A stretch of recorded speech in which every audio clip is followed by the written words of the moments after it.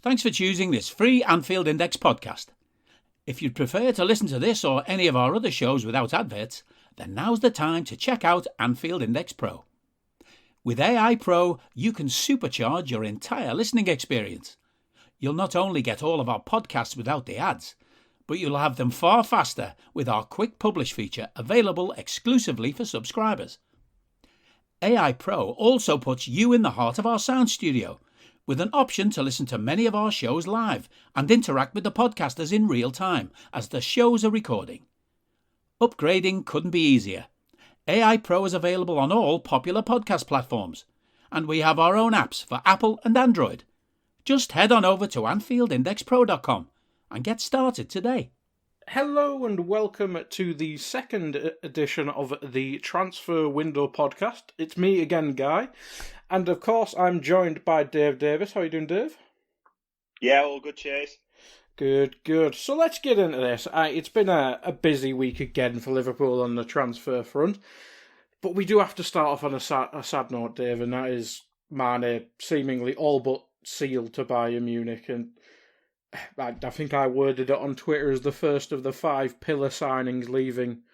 first of the five pillar Klopp signings, I should say, leaving Liverpool. And some people have kind of almost downplayed it because it's not the Mane of a couple of years ago, but he was still a really good player, and it's a really sad moment.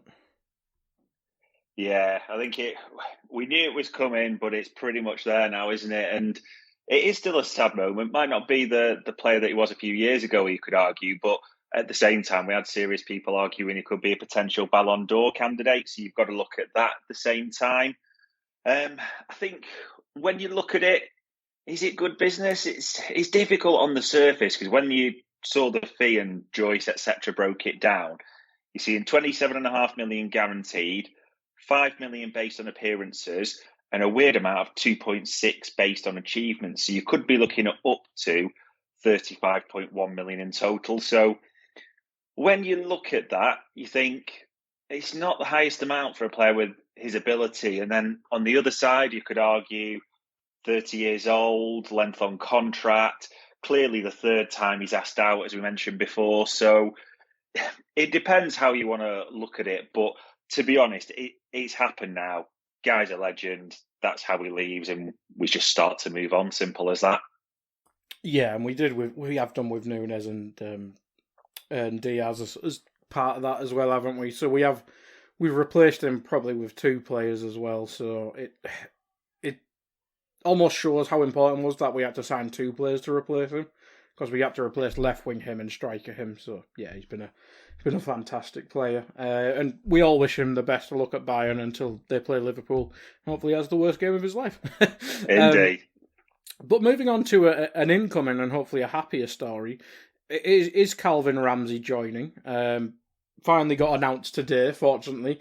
So I seen various amounts of prices and add-ons and stuff like that, but is it in the region of 6 mil? I think it is. With add-ons, different split of it. Tends to be the indications of reports, doesn't it? 5 million up front with up to 1.5 million in add-ons.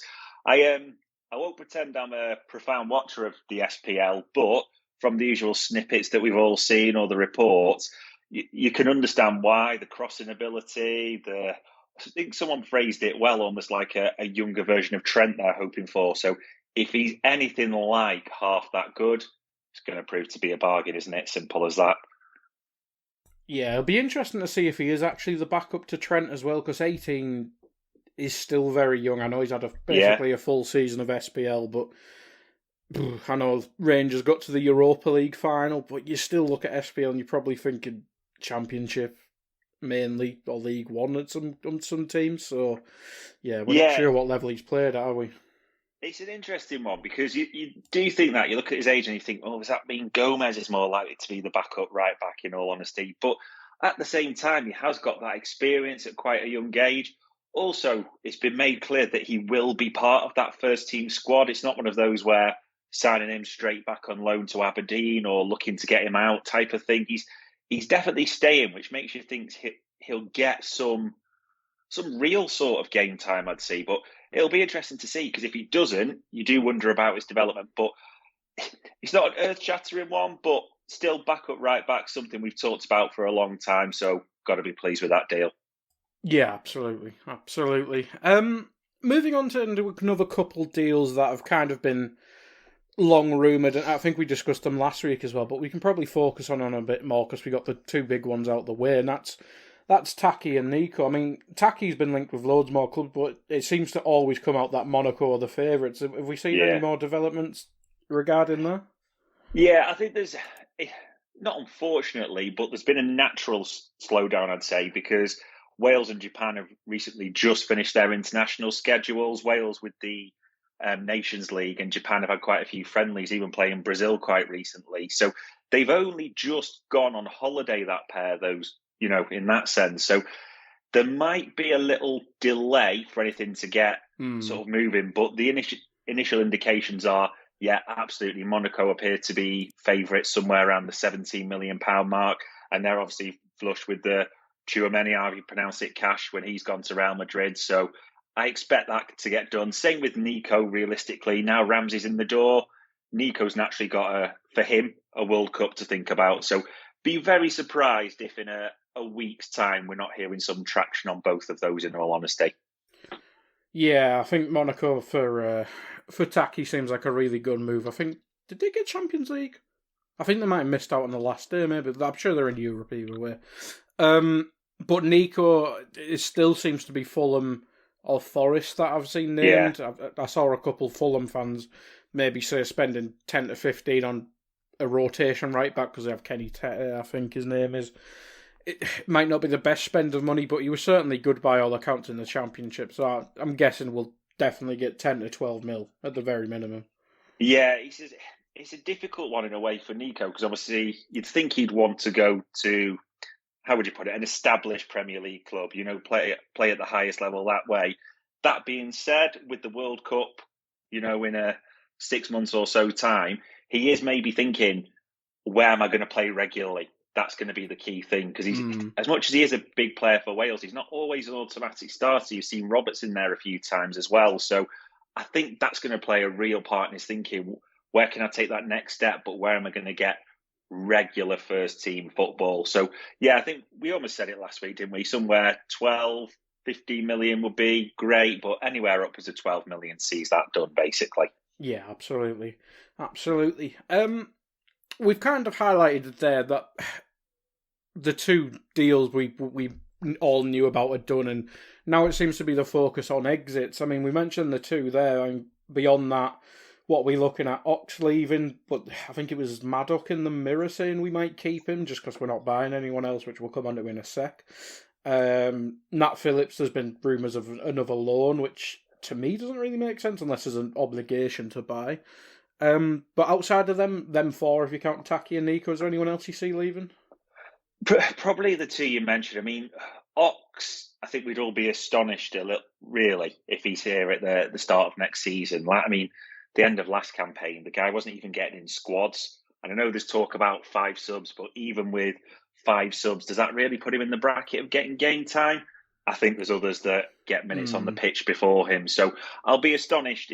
It's also a great way of leaking that, if you put out a story saying we'll take anything we can get from him, what price are you looking at realistically? So bit of a tactic there, but he's the next obvious one. Big Nat, yeah, it's an interesting one. There's been quite a bit of talk around a loan, but that was after Bournemouth had initially made inquiries about taking him permanently. So I don't really understand the season-long loan. The speculation was that it's to cover us a bit in the sense of, listen, we've had a centre-back crisis before, so there's 4 there now, yes, but their injury records in recent times have all got, sort of marks against them, shall we say. So there was talk that it was a season-long loan with the option to recall. That's I don't really odd. see. Yeah, I know. I don't really see it benefits either. Again, for Nat Phillips's career, if we can get a move to a club where he's going to play regularly, like he, did on the move at Bournemouth, it just seems to make sense for everyone realistically. I know there's that caution, but with Ramsey coming in as well, you now can say we've got 4 centre-halves specifically. You could even, depending on how you look at it, Gomez not maybe drifting out to that right too often, but we'll see. Those are the two natural ones. The other ones might well be who agitates, because Liverpool's business is now going to be about outgoings, isn't it? Let's not lie. So you just start to wonder little things like Kelleher, maybe. He mentioned he'd speak to the club, didn't he, in his international press conferences. That would be interesting. So I think it will now come down to who else agitates. When they come back in pre-season, they have that chat with Klopp. They sort of understand the lay of the land, how everyone sees it, and go from there. But yeah, Ox, Phillips, the other one. I think anything else might be a bit of a surprise, or anyone who agitates realistically. Yeah, I could see that. I mean, when's pre-season? I think is it 3 weeks from now? I think maybe 4. So yeah, we'll probably see in that time if anything develops. I think it was the Mirror, but I don't think it was Maddock today, which probably means it's BS. But I think they were talking about how the contracts might be the priority next, along with the sales of Naby, Gomez. Who else was it? Oh, I can't remember who else it was. It was someone else, but if we get them contracts sorted, I think it was Elliott as well. But if they don't sign the contracts, that might add another list of people to sell, mightn't it? Well, I think the thing is, it's all the M's with the Mirror. It's the Mirror, and it's Mullock and Maddock. Maddock usually gets most things right. Not always, but tends to be quite reliable. Mullock, on the other hand, has been called out by a few different players, especially Van Dijk, for absolute nonsense articles that he's put out. So depending on which M you see, and I think it is Mullock, I'll put very little salt in that, shall we say, at this stage. A big asterisk next to that one. Yeah, huge. Right, this is where we might have a bit of a discussion, seeing as you've been telling me to calm down all week. Midfield, and by extension, Joyce's comments about basically that's our window done. Yeah. And we've seen the other journalists get that information as well. Pretty much a press release from the club. Yeah, we've seen this in the past, and it turned out to be BS. But we've also seen this in the past when we got nobody. So yeah, it's an odd one for the fan base because you don't know whether it's BS or not. But it almost makes sense because we missed out on our midfield target, and everyone's saying Bellingham is a target. I think we mentioned last week that it'd be almost shocked if Bellingham was next season due to the open market on him. But what's your thoughts? And do you think we are actually done this summer? Listen, it's fascinating. And Liverpool fans, especially on the social medias, they just love the drama, some of them, don't they, in all honesty? That's part of it. I think people are linking things. I think personally putting 2 and 2 together and getting 7. And then the other point is, things don't have to be mutually exclusive, because people say, oh, well, we're not looking at midfielders. Well, look at what happened with Tchouaméni. We were clearly trying to sign him. There's no doubts there. We just got trumped because of the nature of what happened with Mbappe. So we were clearly looking at a midfielder. So then the other point that comes out is, oh, it's got to be a specific target.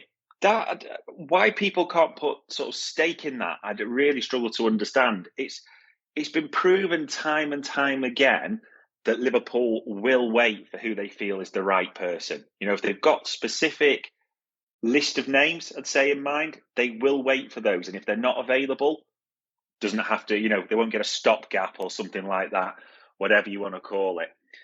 At the same time, you have to start to think about the money we've spent so far. I mean, if you look since our last outgoing, and I mean outgoing with a price, if we take away Mane, guaranteed fee-wise, I mean, with Diaz, Nunes, now with Ramsay, we're spending over 100 million there. And we don't always like to talk about this, but net spend is important with FSG, isn't it? Yeah, the way it's a business model and it's run. So I would very much suspect there's going to be a big sequence of outgoings before that's looked at. Now, I'm saying this because I'm totally sounding like a politician arguing both sides of the coin there.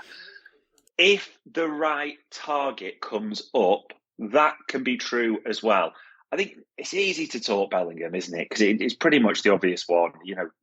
everyone can see that's the top of the list.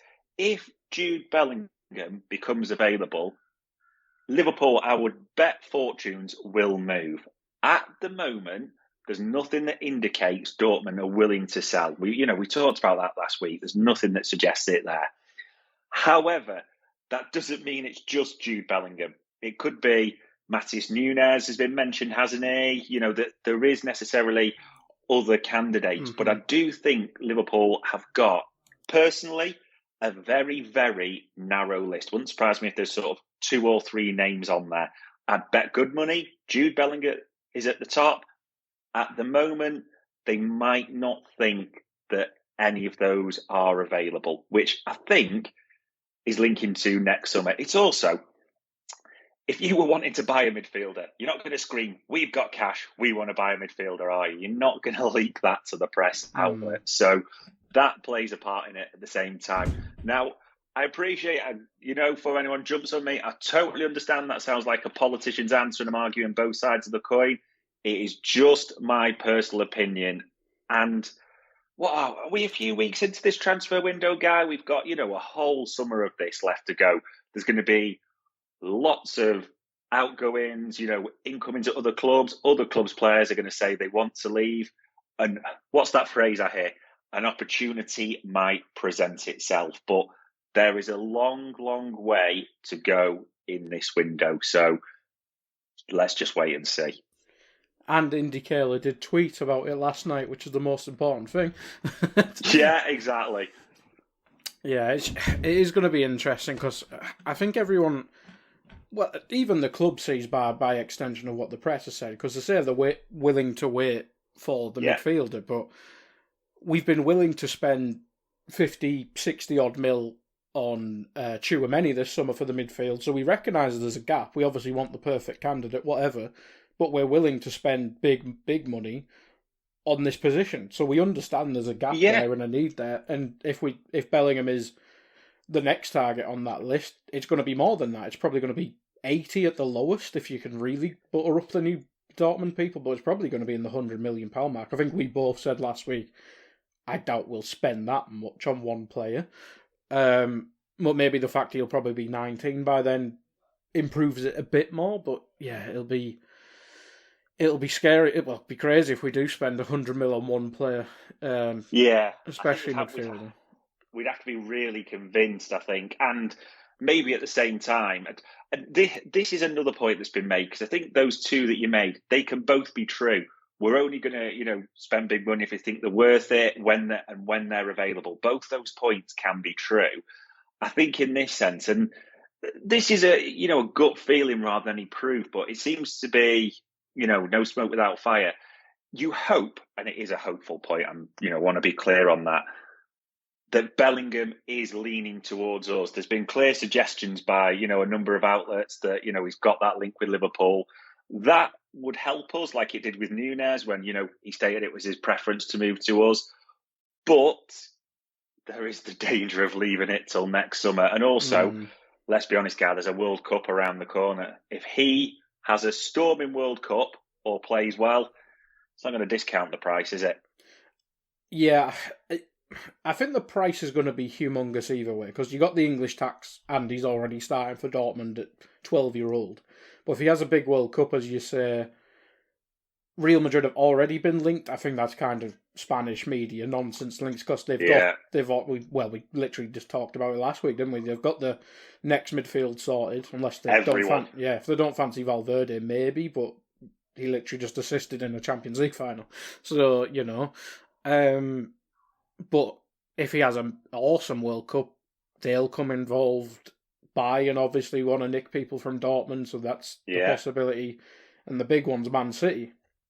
We already seen the package they've offered Haaland, and obviously he's taken, and that's 375k a week. And that's what they're telling us. Imagine what they're doing behind the scenes. So, yeah, I think the price is something we could probably afford, but it's the wage packet. We've every pod on AI has discussed the more situation with his contract, and we're not going to offer a new 19-year-old kid Man City wages off the rip, are we? So, yeah, it's going to be risky if we leave it till next summer with Jude. It'll be an interesting one. It really will be an interesting one. That maybe interesting is the wrong word that Liverpool fans want to hear, but more in the sense of how Bellingham does this season, because there's going to be eyes on him like never before. It's not like the Bundesliga sort of played in the dark and people don't watch it. Don't get me wrong on that. But naturally, if he does have, a World Cup coming up, people are going to start to talk about his transfer a bit more now than Haaland's gone. So the focus is going to be on him a lot more. So it will be interesting to see how he handles that and how he performs at the same time. Yeah, it's going to be difficult. It's going to be a difficult situation. But as you say, it's not just Bellingham. We have every Portuguese midfielder to discuss because that's where Julian Ward shops and seemingly lives. Yeah. So you mentioned Nunes there. I think the two other ones have linked with moves that we'll talk about in a min. But we don't want to discuss this too much because we don't want to become the Twitter bubble. But I think we both hope there'll be a midfielder. But as you say, we won't just be signing someone for the sake of it. But I suppose whilst we're on it, what's your take on Jones? I mean, has there been any rumblings about a loan within the club? Because from a completely fan outside opinions perspective, I think it'd do him the world of good for short-term and long-term development if he got a Premier League or even a Bundesliga loan. But we'd obviously need a replacement if that was the case. There's been, and it's not secret, but it's not kind of been widely reported. It's been mentioned through quite a few outlets, mainly sort of local press outlets, shall we say. But there's been a lot of interest and a lot of inquiries for Curtis Jones, especially loan inquiries, and they've all been instantly rebuffed. So that tells me that he is very much a part of this first team squad.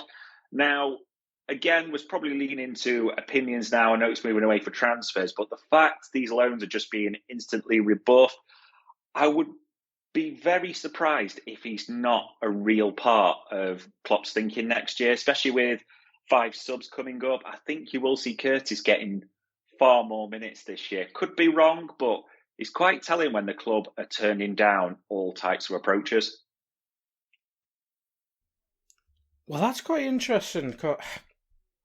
He did disappear for the second half of the season. So that's a gamble. But I suppose Klopp would rather have Jones than just a random midfielder that wasn't on the list, I suppose. But it's a gamble in itself. It's that almost profile, isn't it? I think I can't remember who put it, but someone phrased it well the other day. There's the profile in regards to the attacking midfielders, if you want to call them that, Elliott, Jones and Carvalho. Now, Carvalho's come in, there's a big suspicion. He also covers in the forward line naturally because of the position he plays, as well as being potential to be attacking midfielder. But you could also say the same about Curtis Jones and Harvey Elliott. So it's a bit of a cluster I know I'm talking about, and they are different players, but they have got a lot of similar characteristics. So it will be fascinating to see how Klopp uses those 3 specifically next year. But yeah, from a transfer perspective, there has been inquiries for Curtis, and they have been rebuffed. Simple as that. Well, that probably answers that, unless something happens in pre-season. But as we say, we'll wait a few weeks and see what happens there. Just rounding up on the Liverpool stuff, a Liverpool old head who I don't think even made an appearance for us even in pre-season off the top of my head, and that's Taiwo Awoniyi. Premier League's linked. I think when he moved and when he did join Liverpool as well, he did talk about his dream being the Premier League. And it seems to be happening. Yeah, absolutely. I think he sort of broke from nowhere a little bit the other day, and Neil Jones confirmed it pretty much today as part of a link to the Calvin Ramsay. It's fully expected that he just joined Nottingham Forest in approximately a £17 million move. It's an interesting one because maybe you play Football Manager or something like that, you might know a little bit more about him, but he was one who was ours. We just kept loaning him out. And by all accounts, he's been absolutely storming at Union Berlin. Not a fashionable club, but a popular club. So really in those Bundesliga goal-scoring charts, to be fair to him as well. One that I think a lot of people put, is he one we let get away? But when you also look at the level of forward that we've got now, he's below that bracket, and just not trying to criticise him in any way, but he is below that bracket. So it made sense for him to move on. Listen, it would be great, absolutely great, if he comes into the Premier League and does well with Forest. Most importantly for us, by the sounds of it, there's that 10% sell-on clause, isn't there? So there could be £1.7 million coming our way, maybe more if it's a higher fee. So, as I was to say, every little helps, basically. Absolutely, got to paint that yacht, haven't they? For FSG. Yeah. But no, every bit does help. If it's 1.7 or 2 mil, regard whatever the hell they pay for him. So yeah, every bit helps. As you mentioned, the net spend has quietly suddenly risen with the Diaz and Nunez deals. Mane helps, but even these little things adds up, and I think we're getting Wilson and Gruich's money starting this year as well, aren't we? Because they were loans, so yeah, them staggered deals do help in that regard. But let's move away from Liverpool. Let's update something from last week, and the Barcelona situation is funny. But this seems like basically the gunpowder for the whole transfer market kicking off big star. I know we've had the Haaland and Darwin, but this seems to be the powder keg that will blow up the entire market. Yeah, absolutely. I mean, we mentioned it last week, didn't we? That vote has taken place, the economic levers, as they called it, which is the code name for selling the family silver, basically. So they voted to pull both, for want of a better phrase. So yeah, that money is set to come in. They're going to finalise those contracts for merchandise and TV rights for certain percentages. Interestingly enough, the Vice President Romeu said it relieves pressure on that 30th of June deadline for when they have to submit their accounts and thinking outgoings to measure that, which we'll probably come on to in a short while.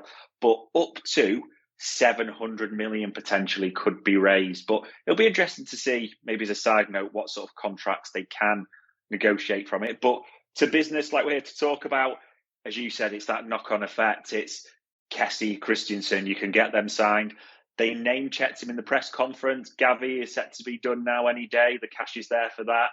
Lewandowski got mentioned quite a few times by members and by the senior board there. So there is an expectation something moves there. I think, like you said as well, Guy, this is now Lewandowski's the obvious one, but who else are Barca going to sort of start to target? It's a little bit similar to their big rivals, Real.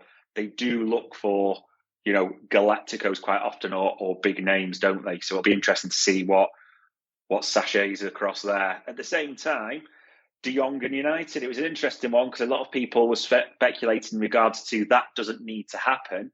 But actually, it still seems very likely from what a lot of people are saying. There's only like it's jump change, but a gap of about 10 to 15 million euros in the fees of what they're talking, which, as we know in transfers, can be easily bridged in a few seconds on a phone call type of thing. So the smart money would indicate, based on his wages, the amount they've deferred for him, the impact it can have on them, your smart money indicates De Jong to United still happens. Whether he wants to or not, we can speculate till the cows come home. And a lot of people, I think, like to put clickbait out, shall we say, on that based on the Ten Hag links. What are his thoughts? No one really knows too much. He's quite a quiet guy. There's nothing out there publicly. But the smart money would indicate that Barca will come to an agreement with United. Everyone's happy with. And I would probably be astonished if De Jong isn't at Old Trafford by the end of the window. You say everyone will be happy with. I don't think De Jong will be. No, by the sounds of it.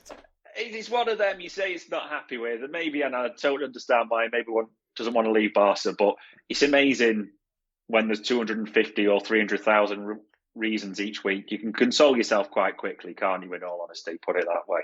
True, but I think he's probably on more than that already. I think, I wouldn't be surprised if he matches it. And this will never get reported, but what happens with his deferred amounts of wages will be interesting. But yeah, smart money, neck on the line. I'm still saying that happens by the end of the window. Yeah, unfortunately for us, I don't think that's probably enough to fix Man United's midfield.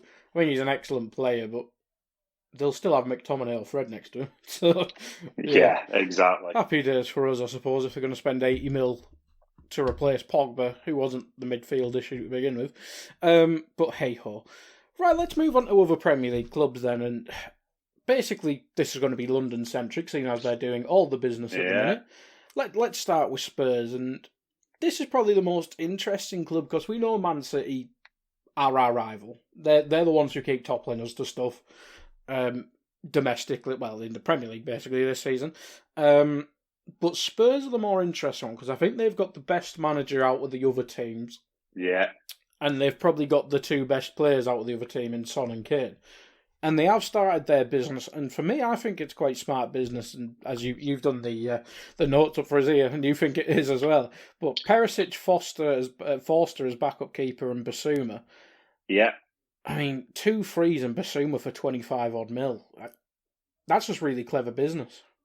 I think it's great business. I think it's been smart play by Spurs all round in the sense of they probably didn't think halfway through last season they're going to sneak in the Champions League, but they got in there. Obviously, Conte's had a short-term contract. Very smart. If you're going to get a manager like Conte in the first place, Spurs, back him. You know, it's the smart thing to do. And the cash injections come in, you know, they cleverly announced for football operations, which apparently is a new name for transfers, it seems. But smart money already. Forster, there's one of your homegrown spaces taken. Perisic knows Conte systems inside out, you know, wing back, brilliant. I know there's the age thing, but the experience, especially for Champions League, is there for all to see. And Bissouma, I think that's a brilliant buy. I know people are going to say, what about the legal side hanging over him? I do understand that to some element, but you're talking about a player they've spent £25 million on. He's worth more than that. Let's not lie straight away. He's worth more than that money. So it's a good investment that way. Also, it's not sort of their main area of defence out. I still think they need a little bit of work done there. But you start to look at the shape, and you name-checked a few like Kane, Son up top. There's now like Bissouma, Højbjerg in there. There's a real solidity, it seems, to Spurs, doesn't it? Like quality just starting to come through. Even Christian Romero, you know, the centre-half. It just seems like, maybe annoyingly for some, and I get it, Spurs are starting to look solid. They've got a quality manager.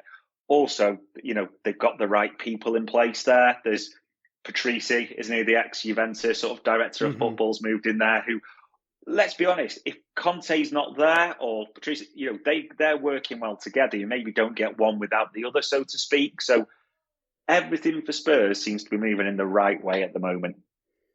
Yeah, absolutely. Absolutely. I mean, we mentioned it last week. I mean, we've praised them for the clever business there, but last week we were talking about Richarlison and thinking, that's a bit dumb. But that has gone quiet, which I think is good for Spurs' sake. Yeah. And another one that's gone kind of quiet is Lautaro Martinez, who I think could be a good signing, but it's not what they need. I think they need forwards for backups, but Lautaro's going to. I think they agreed a fee last summer was 60 odd mil. He's probably more now. But don't see it. Too much money for it. He'd be excellent player, but he's not going to be an automatic starter because Kulusevski's going to definitely play on the right unless they do something really stupid because he looked excellent from January onwards.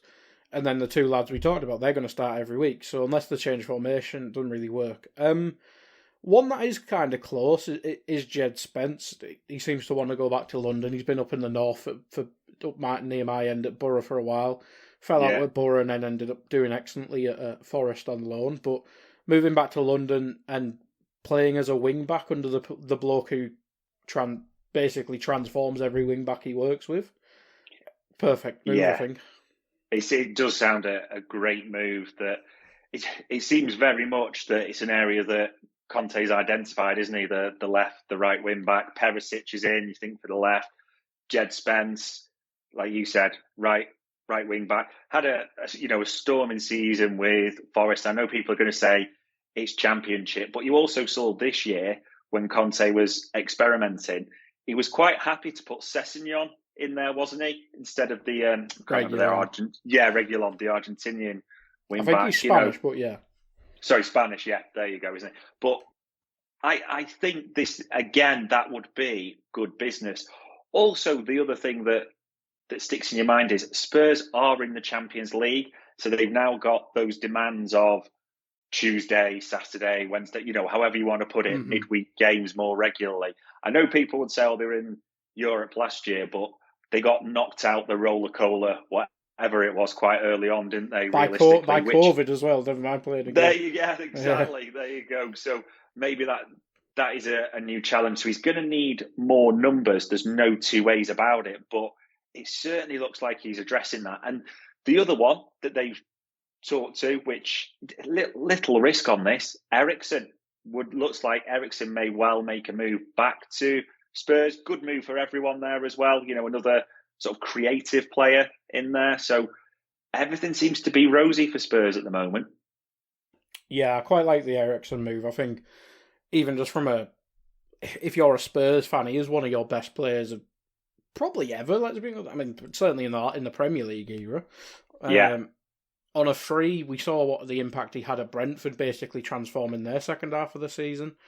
Yeah. Getting him on a free, not going to United because I like him, it always helps. But yeah, a bit more flexibility on Conte's system as well, rather than it lets him put a creative player in midfield rather than just counting on the front free. I think it's a really good move, and as we say, it's on a free. So Conte's been backed. I think that's bad news for us. To be fair, I don't think they'll get on our and City's level this season, but we already saw the trouble they caused in one-off games, Liverpool and City. I think they'll be challenging for third. I think they're making clearer progress than Chelsea at the minute.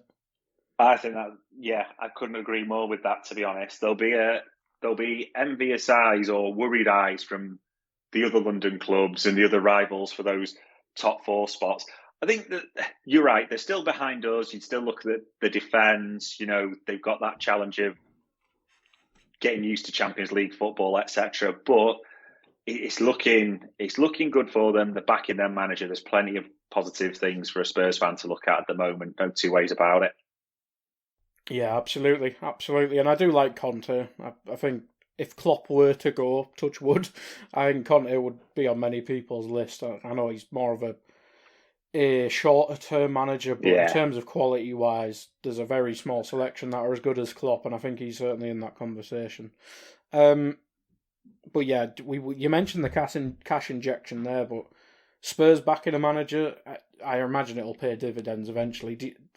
I know it's a transfer show, but trophy or no trophy under Conte? It's one of them. I actually don't think Daniel Levy and Spurs would actually care that much about a trophy.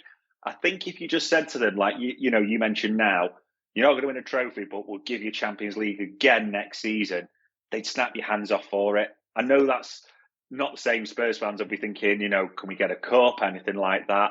I actually don't think they'll be that fussed. In my mind, the fans would love a Carabao and FA, which is possible. If you ask me to bet, no. But I think the big thing the Spurs board are now be looking at is this is an investment for, I know it's a weird to say because I know Conte is a short-term manager, but this is also an investment to say we've got the Champions League this season and this we think gets it us next season going forward as well. But we'll see. Yeah, if Conte leaves without a trophy, I think he'll be disappointed, but maybe not next year, but maybe the year after. Maybe. Yeah. But let's move on to Arsenal. Stan Kroenke's done a 180, seemingly. Yeah. I know they spent money last year, but it's not slowing down. We kind of go through these. I mean, Fabio Vieira, who was tenuously linked to us, we apparently had a first option thing on him. I'm not sure how true that is, but fee of around, I think it's €40 million, but £34 million. It's not the position I'd say they're weakest in, seeing as people have drawn similarities with Odegaard and they're still playing Xhaka in the first team. It's an odd signing, but he's certainly a quality player. It's almost, I think you call it a typical Arsenal signing. It's like you can't have too many central attacking central midfielders, so to speak. Don't need midfielders when you got number 10s. Yeah, exactly. It's like you said, there's Odegaard, there's Smith Rowe, now Vieira's come in. I mean, they're all great on the ball, but the one thing we've always talked about is the lack of steel, for Arsenal. I know Partey's come in, that's been mixed. Don't think it's been what they hoped it would. There's still that real soft underbelly.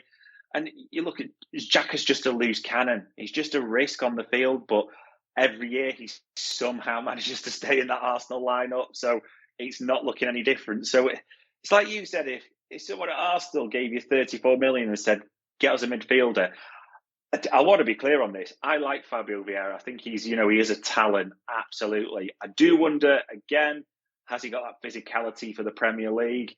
And then on the second point is, well, that's a question we ask about Arsenal quite often at the same time as well, isn't it? So it's a very Arsenal signing, but is it what they need?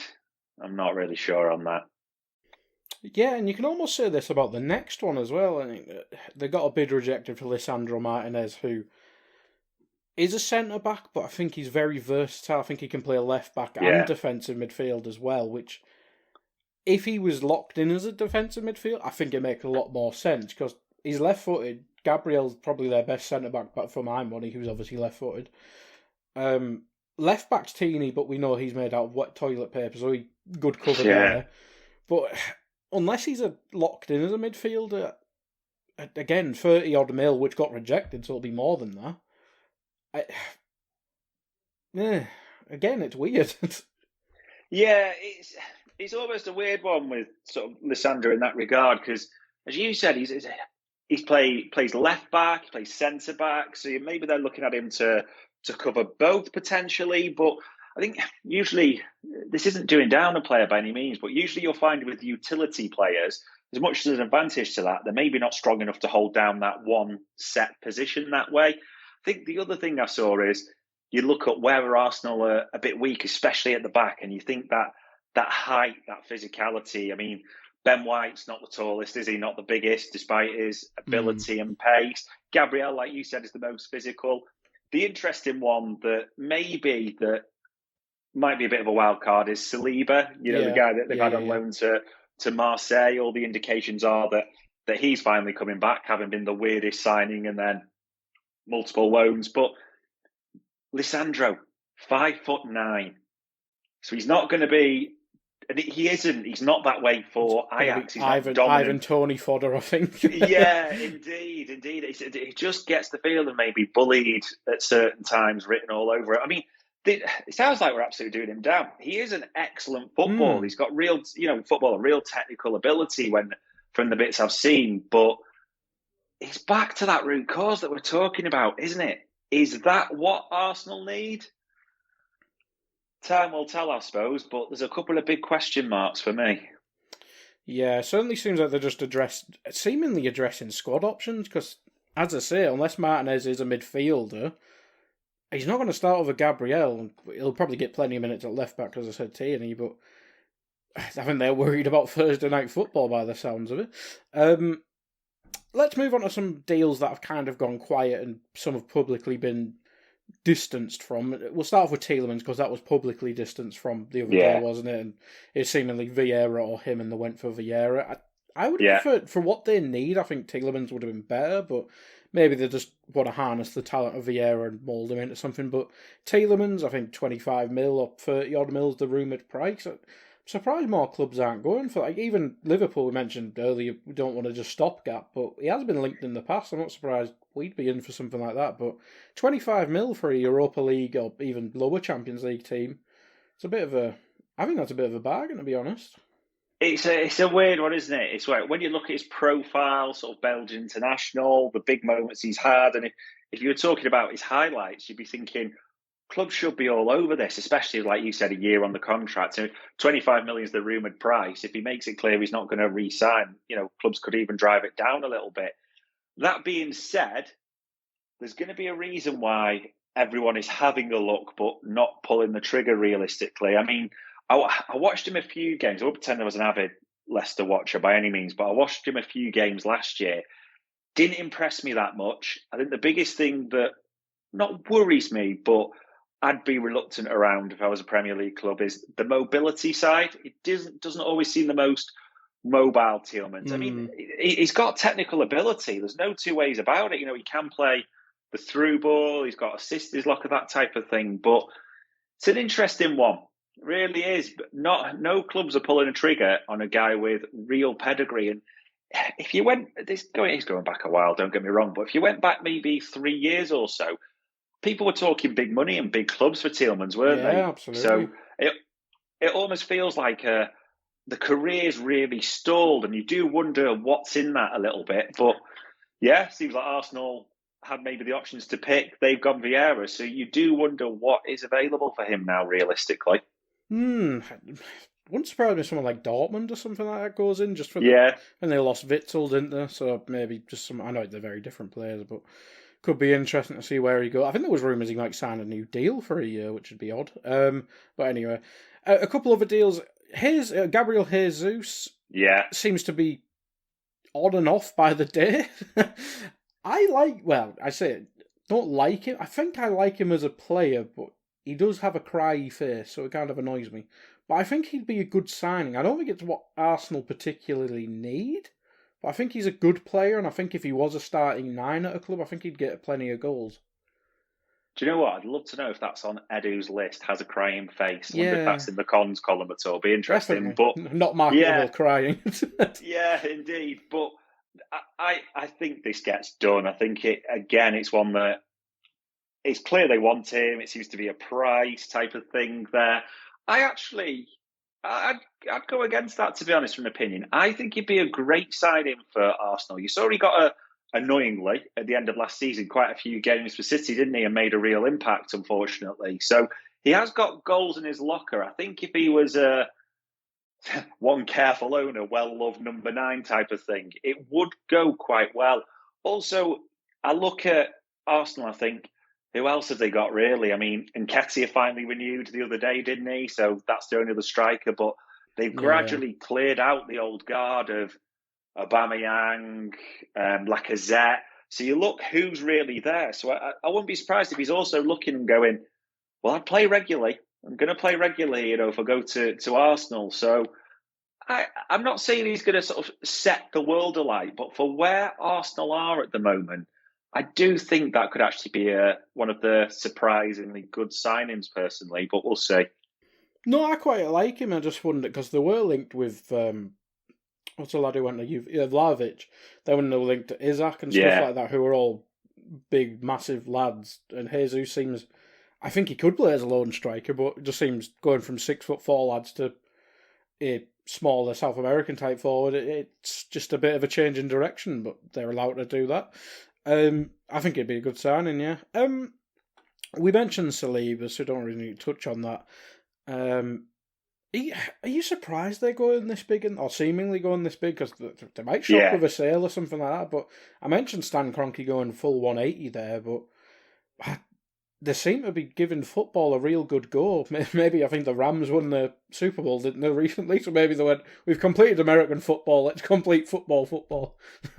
It's so bizarre in a way, because you think a few years ago that they were really penny pinching, weren't they? It didn't look like, to be honest, the Kroenkes were that interested in Arsenal particularly. It seemed to be all about the American football teams. But the last few years, I don't know what's happened. It's like, I don't know if Arteta's got some sort of blackmail photos on him, but he's getting the cash. There's no two ways about it. And whether you think that Edu is spending that money wisely, that is another story.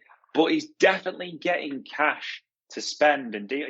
It's moving away from those Chelsea cast-offs, like Louise, Willian, that type of thing. They are spending big money. Whether you think it's spent wisely or not is different, but they're spending big money on individual players.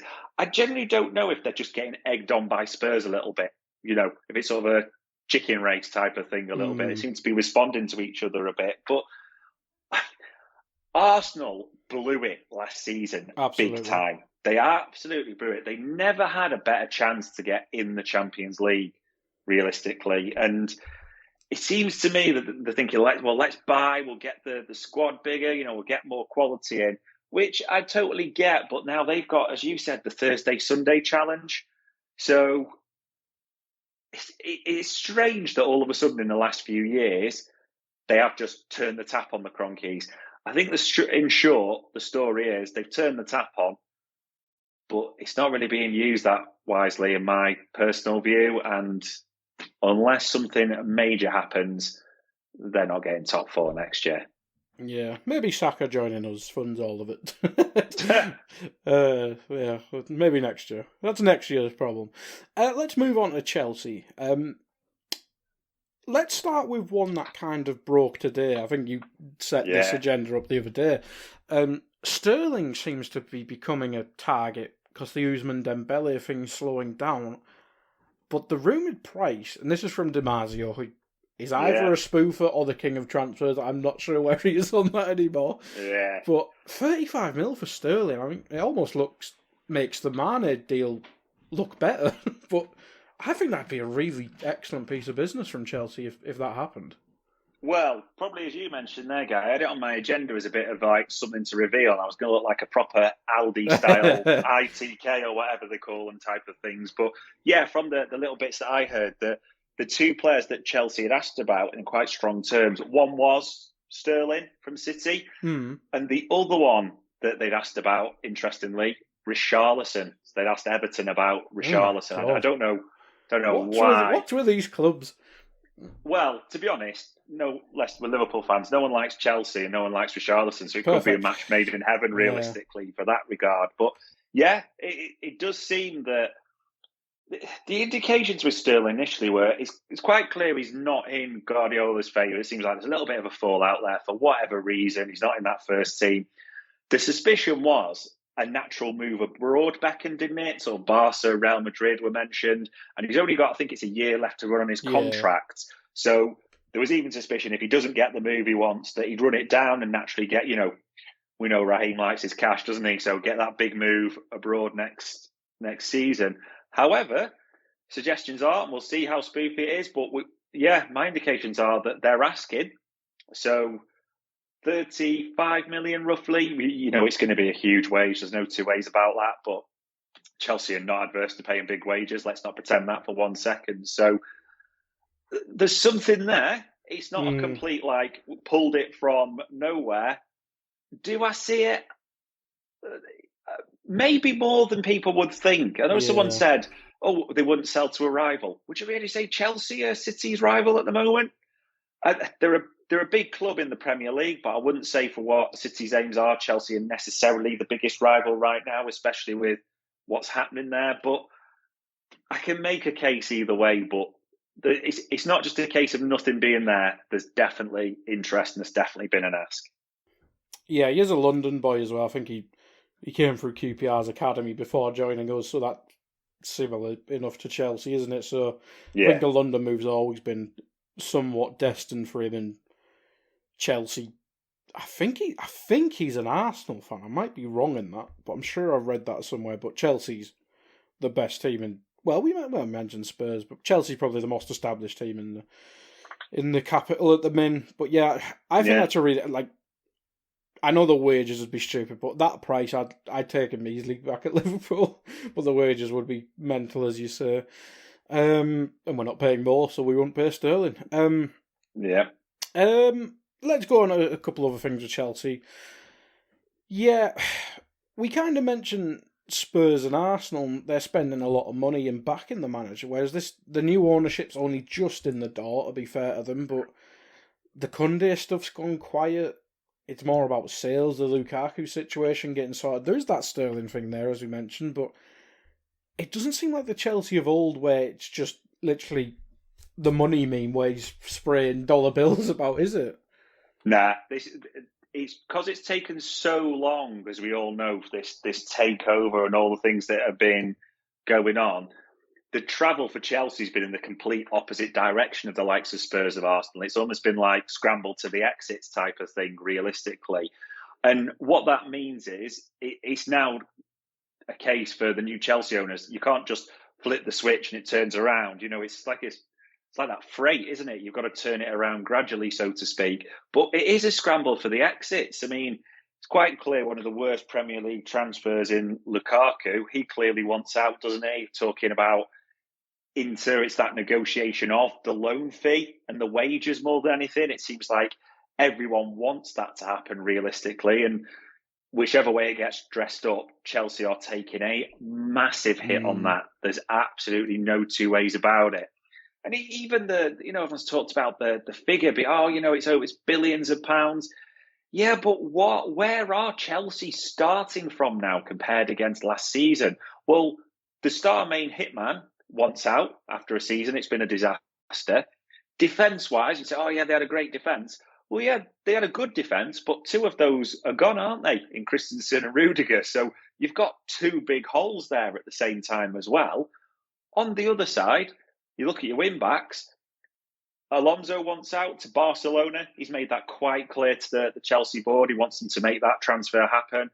As per Laqueta, a hell of a pedigree and experience, but he's not what he used to be realistically, is he? Even if he does re-sign he's more a centre-back now, isn't he, than a full-back? Yeah, exactly. So there's that. So you kind of start to look at almost, this sounds terrible, but what's left at the back at Chelsea? And Thiago Silva, again, a hell of a pedigree, hell of a player, but it's not like he gets younger each season. I think it was 35, 36 type of thing. I think he's turning 38 this season. There you go. Yeah, exactly. So, he's going to be claiming his pension soon enough, realistically. So you look at that direction of traffic, it's all outward. So even if Chelsea do start to sign a few players, and the one that we've seen linked with recently is Bremer, the lad at Torino, the centre-back that we were linked with for a long period. Just randomly.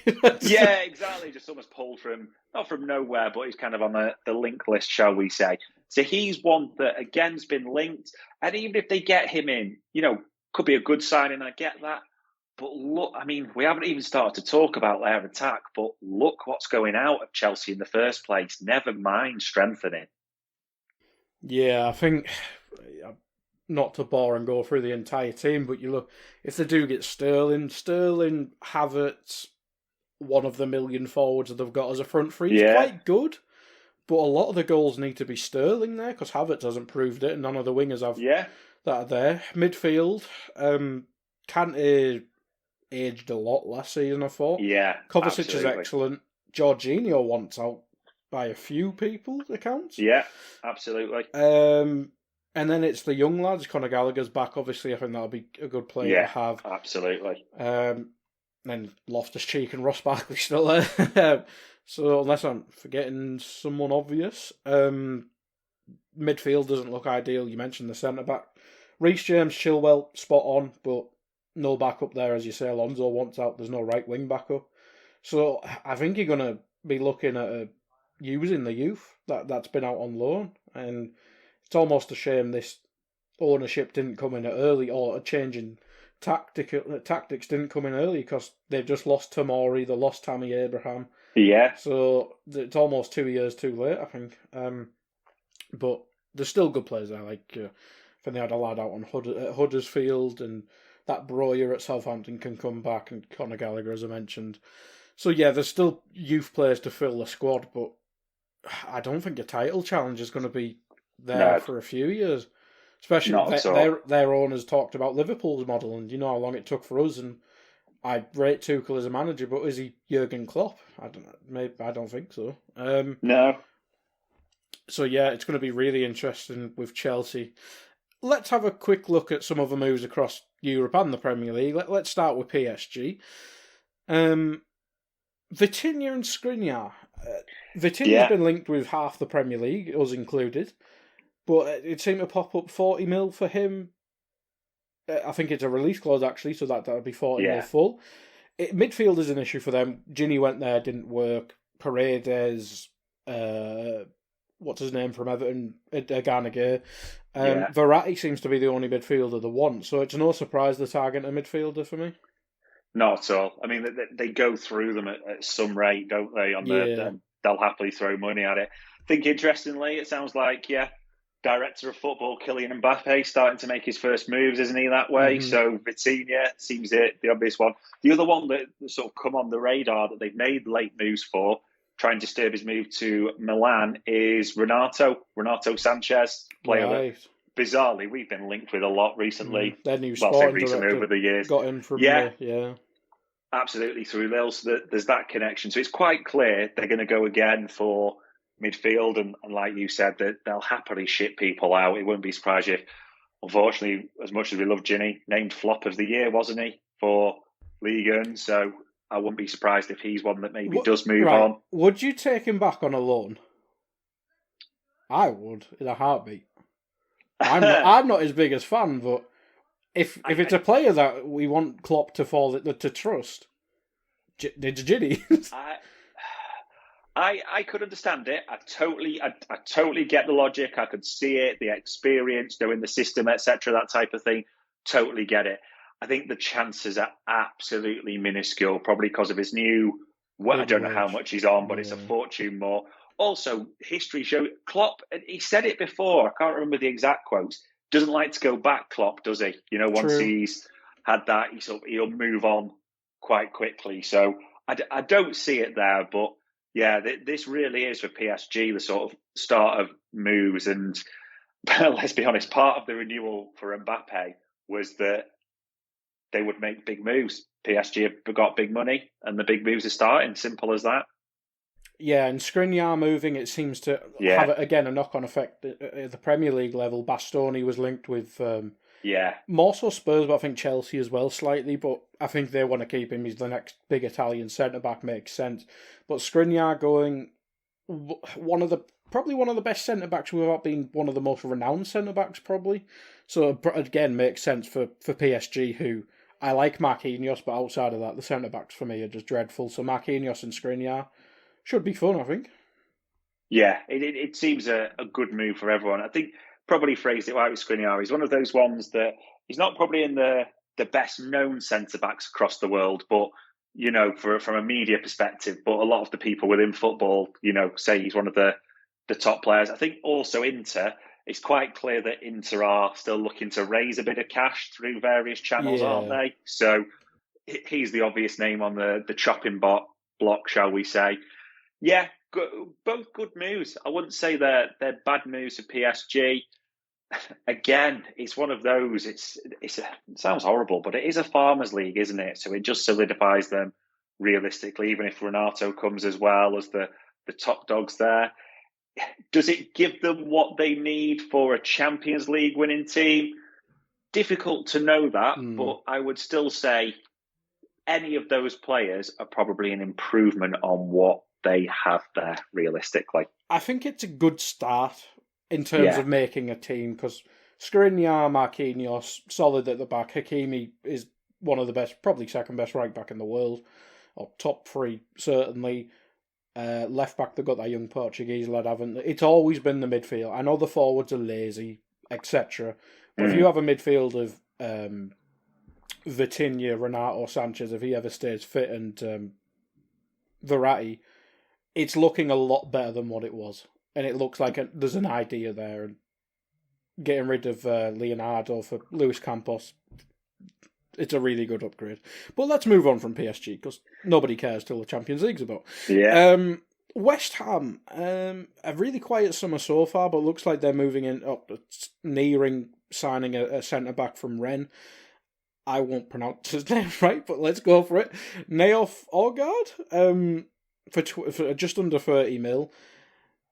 Centre-back has been an issue for them, because Diop didn't really work out. Ogbonna got that injury, and I think he is out of contract as well. So it's just been Craig Dawson and the cat kicker. So if it's Zuma and this lad, I've never really heard of him, never seen him play, let's be honest. But 30 mil is a lot of money for West Ham. Yeah, absolutely. And again, I'm not going to pretend I've watched Rennes religiously or know too much about him, but from what's said, it almost sounds like he's more of the ball playing centre half. But they do have a lot of the aggressive nature centre half, don't they? And that's not trying to be clever with Kurt Zuma, by the way, so to speak, just about his nature of his game. Different aggression. Also, yeah, indeed. But also Craig Dawson, that type, you know. So it makes sense they'd want maybe a centre back that can put their foot on the ball. Also, at the same time, nearly 30 million. It's not chump change, especially for a centre-half area. So it sounds like they've specifically gone out and thought, this is the lad we want to take in. So it will be interesting to see how he does. But they're in Europe, so they'll probably need a few extra bodies, won't they? So makes sense all round, maybe. Yeah, I think we saw the squad let them down in the second half of last season. Yeah. So key positions there. I think they need probably the spine's what they need to tackle. To be fair, so probably a good start for them. Moving on to Leeds, they've had a quietly active window, fourth signing of the summer in Mark Rocker. They like buying from big clubs, don't they? They do. It's like they like shopping at the top stores, but in like the bargain section or the reduced aisle, if you know what I mean. It's a weird one. So yeah, sort of defensive midfielder from Bayern Munich. So he joins Rasmussen, Aronson. I can't remember the other boy's name at all, but Christiansen that's the one. Yeah, it's quite clear they're backing Jesse Marsch though. That's quite clear, and they're also. I don't know if he's got a relationship with Rosa, but the other ones have played under him usually in Salzburg or in some guys. So it does seem that they very much have a strategy and they're spending money. I think we'll probably move on to where that money's coming from, shall we say. But they are starting to shape the team. You can't argue they're not backing the manager this time. Yeah, absolutely. Absolutely. It's almost a shame they didn't back Bielsa. I know they did the first season, but last summer they didn't really back him. But it's good they're backing Jesse Marsch, who's been targeted for a long time to be the successor to Bielsa. So basically buying him his Salzburg team might work. Yeah, exactly. But yeah, addressing the defence, good start, I think. And then Rocker leads us on to City's business. Maybe he's partially the replacement for Phillips, who Man City have been linked with, as well as Cucurella, I should say. But let's start with Phillips. From Leeds' point of view, he's obviously the main guy, but a lot of injuries there. If you can sell him for the rumoured fee of about 50 to 60 mil and fund this summer and replace him in midfield with a player less injury prone, I think that's good for Leeds. But from a Man City point of view, other than him being English, I think it's an odd move. Yeah, it's another one that, I'm not saying it's exactly like Grealish, but it's another one where you're like, English signing, okay, for homegrown. Is he in your strongest lineup? Struggle to see that. And then again, we don't know who might be leaving City. That's the point of view. I mean, first thing to us, it sounds like Phillips, all the indications are that it's pretty much done. We're just waiting for, the moves to happen, the official. He's only just finished his season as well, hasn't he? Yeah. Exactly that. But it sounds like it's pretty much all set up. So it'll be a huge surprise if that doesn't go through. But like you said, realistically, injured a lot this season. Would not really been a mainstay for Leeds this season. So that counts against him. I also, going back to it, Rodri, De Bruyne, they're nailed on. Absolutely nailed on, aren't they, to start? It's very different to Gundogan as well. Who's the rumoured leaver. But exactly. Seems Gundogan, who's Fernandinho's going, so to speak. So there's a lot of change in that midfield, it seems to be coming. Bernardo's the big one, isn't it, they're talking about that wants out. But Bernardo's kind of the wild card for me, because it was quite clear Pep confirmed that he wanted out last season. Yeah. But annoyingly, he stayed, and especially for the first half of the campaign, he was bloody brilliant, wasn't he? Like, as much as we've all got our personal opinions of him, he was brilliant for them for large parts of last year. So there's no guarantee he goes. But if he sort of stays, Bernardo, then Phillips is nowhere near a starter for me. If he goes, he's probably the one he'd take the place in midfield. And it sounds like Gundogan's going as well. Does that make City stronger? I disagree. I think that makes their lineup look worse than it was this season, realistically. But it indicates a change in midfield, I think, because almost similar to what our fan base is talking about is a two in midfield. If it's Rodri, Phillips, and then top of the head, Foden left, maybe De Bruyne right, just to supply Haaland with crosses. Yeah, maybe the old school Gerrard type way, and then maybe try and get the best out of Grealish. I think it makes him a lot weaker, but I think it makes more sense in that formation than 4-3-3. You do wonder, don't you, if it's like a bit of a, that you said is indicating towards a formation change, because I wouldn't really describe him as an all-round midfielder. I think Rodri's far more composed on the ball. I know people, because he's English, will go crazy about an English midfielder that can pass a bit, but we're not talking about a Pirlo here by any means in Calvin Phillips, despite what people, nicknames for him, etc. So it might well be a change of system, but it's not a bad move. I can't call it that. But again, you're looking and thinking, the right move? When you sit City's level and you've got their money? Not really seeing it, but let's see what happens, eh? I feel like a Chelsea would have been better for him, but I think it's a good buy for Man City, but I'm not sure it's best for his career. But if money doesn't matter for them, sod it. So, yeah. Exactly. Cucurella is a player I like, but it does continue the trend of £50 million fullbacks at City. It's just crazy, isn't it? Yeah. It's crazy. £50 million fullbacks.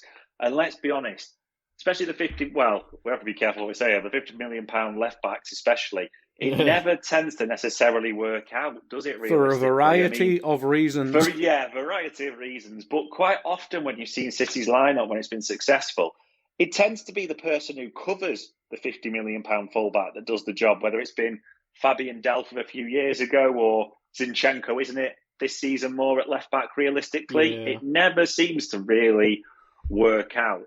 That being said, Cucurella, I mean, if everyone stays as fit as they should do, I get he's a backup. It puts an asterisk against Zinchenko, I think, realistically. I think if he's available... He's been linked with Everton and I think Arsenal as well, was it? I think there'll be quite a lot of clubs are interested in him, really, across Unless he's a board. midfielder again, because he is a midfielder for Ukraine. Yeah, maybe. It's a possibility, absolutely, play on that left side if keeping the same system. So maybe he's thinking that. I think Cucurella screams to me of another backup fullback, though. If everyone's fit, there's no way he's going to get ahead of Cancelo on the left, because Kyle Walker's going to start on the right, realistically, isn't it? So it's usually Cancelo on the left, and there's no way he starts ahead of him.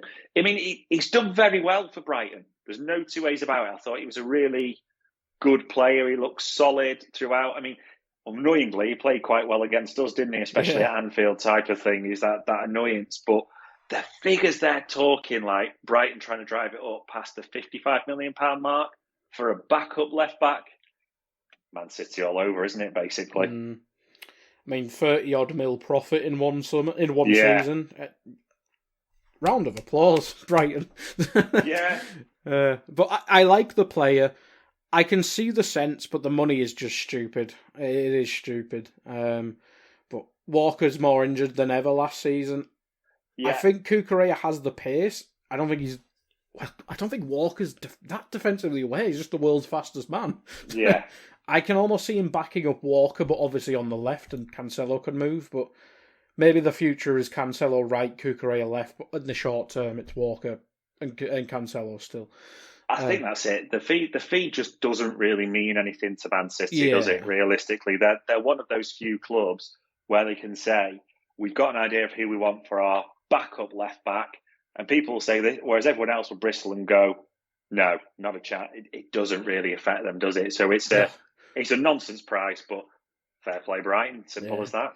Absolutely. And that's the last of what you've noted down here, Dave. Is there any other stuff you want to... I literally just opened Twitter there. It looks like the Athletic are reporting that Sterling stuff now, so that seems to be building up quite quickly. Yeah, no, I'd say no.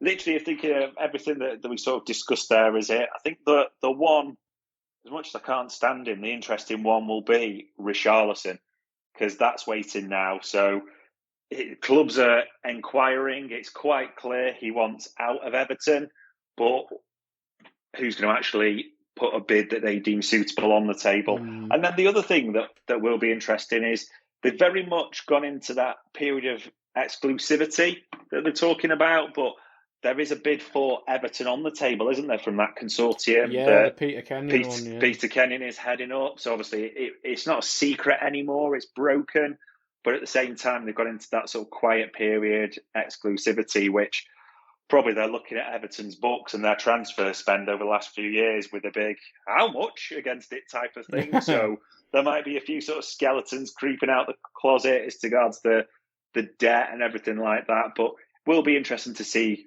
what happens there and what that means for them as a knock-on effect. Yeah, absolutely. Absolutely. So Everton's probably want to keep an eye on with multiple reasons, but that's where we'll finish off there, Dave. So everyone who's listening, thank you. We'll probably be back next weekend, unless it's literally the quietest week in football history. But thank you everyone for listening. Thank you, Dave. Goodbye. We hope you enjoyed listening to this Anfield Index show. Please be sure to subscribe to our channel so future podcasts find their way to your device automatically. There's nothing quite like fan engagement, and we'd love to know what you think of anything discussed on this show. The best way to get in touch is over on our free Discord community, where both podcasters and listeners debate the hottest LFC topics 24/7. Sign up free now at anfieldindex.com/Discord. You won't regret it. You can also follow us on Twitter at Anfield Index and find us on Facebook by searching for Anfield Index. Oh, and before you go, we'd love it if you could leave us a 5-star review on your favourite podcast app. It only takes a couple of seconds, and it means the world to the people who create these free shows.